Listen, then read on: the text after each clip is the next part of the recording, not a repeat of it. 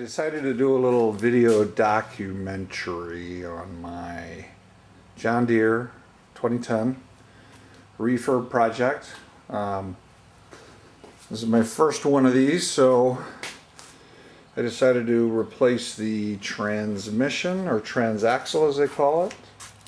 And since I got that far with it, it's pretty easy to take off. Just take the 3 bolts on each side and drop it down with a jack. Bought it for about $125 from a local guy. Claimed it was rebuilt. Decided to paint the frame while I was at it, and then I decided to paint the sides. And then from that I decided to paint the hood and the side panels, although it's a mess. And I decided to paint the whole tray. It just seemed like every time I painted something else, everything looked ugly. And I got a label on order. Got to just do this tonight, and then I hope to get it back together. The deck is in pretty good shape, so I'll probably work on that in the fall. Although I just need to clean that up and touch it up a little bit. Maybe give it a nice shiny coat of yellow. And although you can't see it now, but I'll pull it out, I actually redid the snow blower almost back to the original condition last winter. That almost knocked me out of the game completely. That was way more work than I thought. And I replaced every single bearing on it, and it still is as noisy as hell. So, garage is a mess though, but I just thought I'd show you the pieces. The only other thing is I did get a new grill today, but that's in pretty bad shape. I thought I was going to get a good deal, but I might take some pieces off of it and get it soldered together. Wanted to mention a couple other things here. For those of you redoing one of these, the ball joints are pretty easy to replace. They're only like, I don't know, $8 each. I replaced all those. They were kind of loose. I did replace all the belts. By the time I got this thing apart, I thought, I might as well replace the belts too. They were worn, especially the main one. The primary belt here is what they call it, was really cracked up pretty bad, and it's not too bad as long as you got everything apart like this. I could do it now with everything on because I know how it all works. And then that goes into the variator, and the secondary belt is down here. The idler arm, that had a bad bearing, so I decided to replace that idler. And just to let you know, on the secondary belt, it's almost best, I can get down there, didn't really do that. It's almost best just taking this whole plate right off. You can actually, I'll get down here, you can actually just turn it until you see the 3 bolts, and just take the bolts off, loosen those off, and loosen that.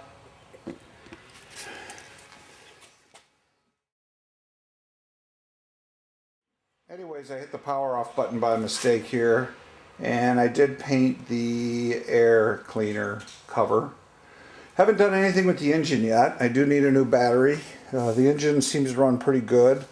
I've got about 1,200 hours on it, so I'm hoping to get 300 more. And hopefully it'll last me a year or two before I need to do that. It looks like you can get a completely rebuilt engine for about $400. If I do, I'd probably like to upgrade to a 14 horse. The 10 horse isn't bad, but it just seems to be a little underpowered. Not much else. I did replace the tires, painted the wheels in the winter. Got my other wheels here in the winter painted up, so that made it a lot easier. That's about it for now.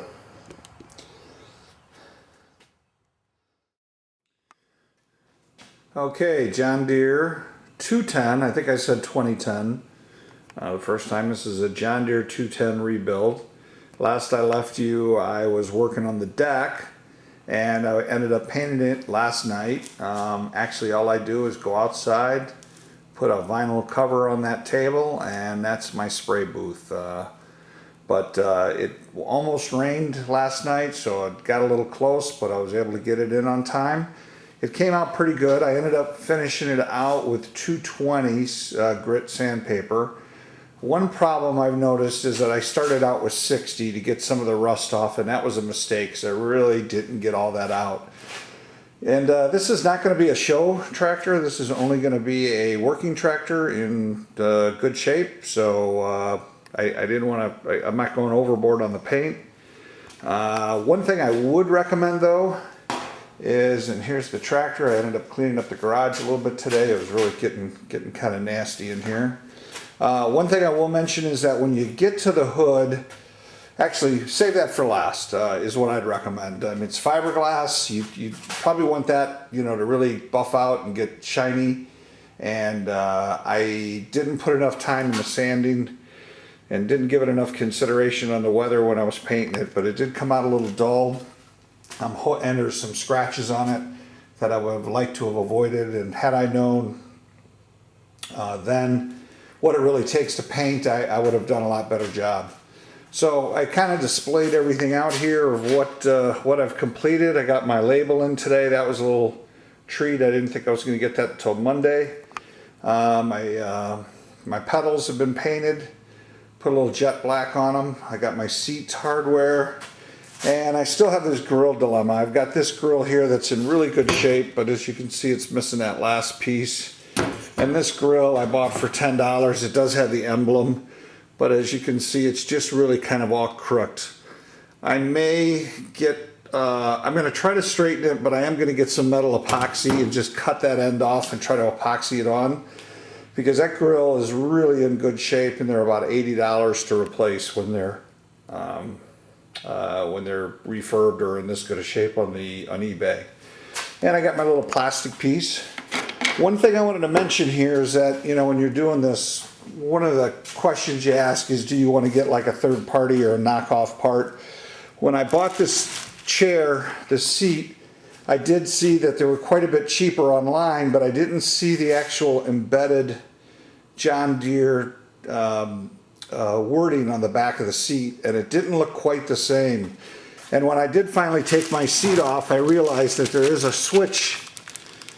There's a switch receptacle there, and this is the switch for the power PTO cutoff that goes in there. Now this switch still works, so I was able to pull that off the old one. That's a really gnarly looking one there. And but you know, had I went out and got a knockoff seat, I would have ended up having to deal with that. And so it is kind of nice if you can to get all the original parts. The other thing I would mention is, now that I painted one, when you go out and buy one of these things, you know, just make sure your metal's all in pretty good shape. You know, despite what it looks like when you bring it home, and once you start cleaning one thing up, it turns to the other, and you really want the whole thing to look good. And I decided I'm going to probably paint the deck too. It's not in that bad a shape. It was actually in the best shape of everything that of all the metal that I received or on the John Deere. But now that I see it compared to everything else, it looks pretty dull. So just be prepared for, once you start this, you may end up doing what I did and spending 2 weeks on it and going through just about everything. But hopefully what I'll get is I'll get about a 30-year tractor out of it. So I'm going to sign off now. I got to do a little running around, and I'll check back in when I'm finished.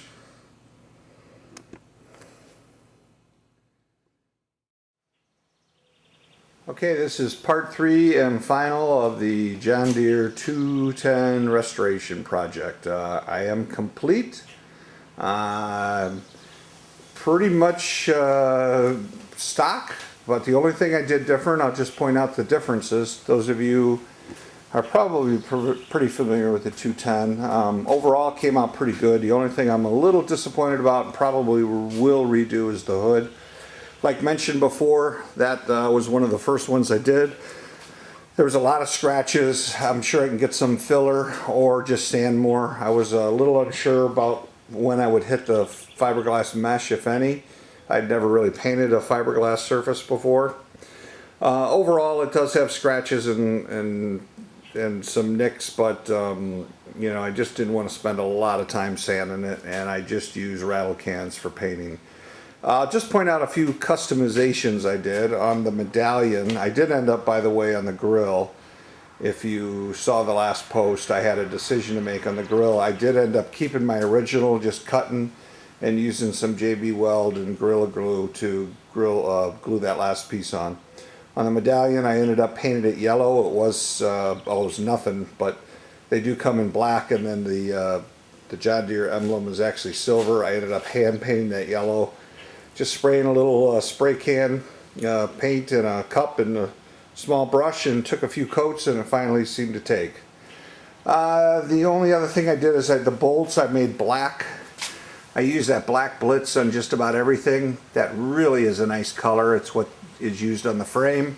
The other piece that I did is not only paint the bolts, but I used fiber washers in between wherever there was a metal-to-metal contact. That seemed to be where the rust was occurring. Let's see, everything else is pretty much stock. New seat, new gas gauge. Overall, just glad it's done. Now it's going to be just a lawnmower. So the one thing I did want to point out is that I did end up with painting the deck a couple of days ago. I'm just bringing it outside now to really get nice and cured. I'll be hooking it up today and mowing the lawn. It's getting pretty long here. And I did want to point out, I did pull out my 37A that I did over the winter. This was a real chore, actually about as worse as the whole tractor was. This thing was a wreck when I got it. I don't know if I'd recommend redoing one of these things. I've changed every bearing on it, and it is still very noisy. So I have a feeling that, and I've talked to other people, and they said they're all pretty much the same.